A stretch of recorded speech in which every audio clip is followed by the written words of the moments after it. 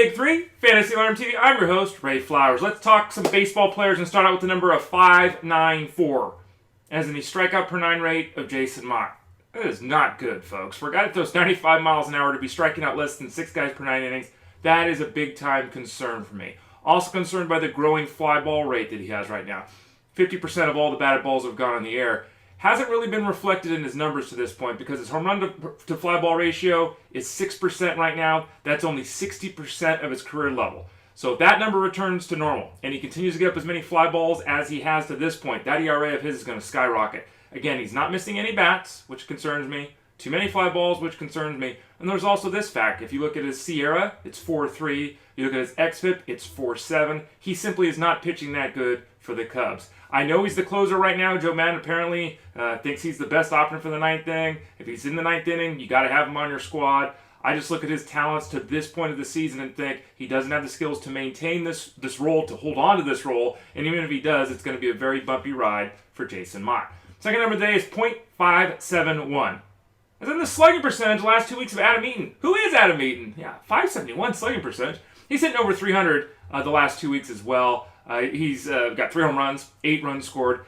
Hasn't stolen a base, though, and that's been one of the biggest issues amongst many for Eaton this year is the fact he's just not running. A guy that should be stealing 15, 20, 30 bases maybe. He's got 5 steals this year, just not running.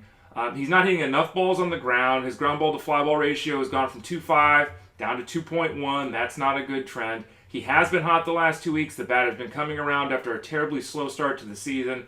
I'm still pretty bullish on him because the cost is going to be so low, but without a significant power bat and not stealing bases, he better hit 300 and he better score a lot of runs. He's still hitting at the top of that White Sox order, or he's a very hard play in mixed leagues. And then finally, 8.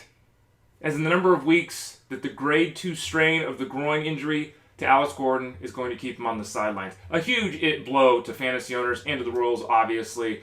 2 months we're looking with Alex Gordon on the sideline because of that groin injury. So what do the Royals do? It appears, and again, they can make a trade. We'll see how that works out. But it appears for now that Jared Dyson is going to get a chance to play. Now, Jared Dyson owns a .258 career batting average, a .322 career on-base percentage, .345 slugging. He's not a very good hitter. He doesn't get on base very well. He's got no power, but he's got one great trait.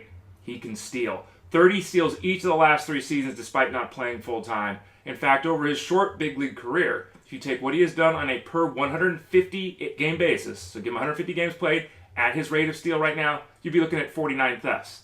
So this is a player that could be a Ben Revere type of guy, could be a Rajah Davis type of guy if he's playing every day. Certainly someone to add in pretty much all leagues if you need some help with the steals, even though the bat is lagging behind. You've been listening to the Big Three for Fantasy Alarm TV. I'm your host, Ray Flowers. Talk to y'all again soon.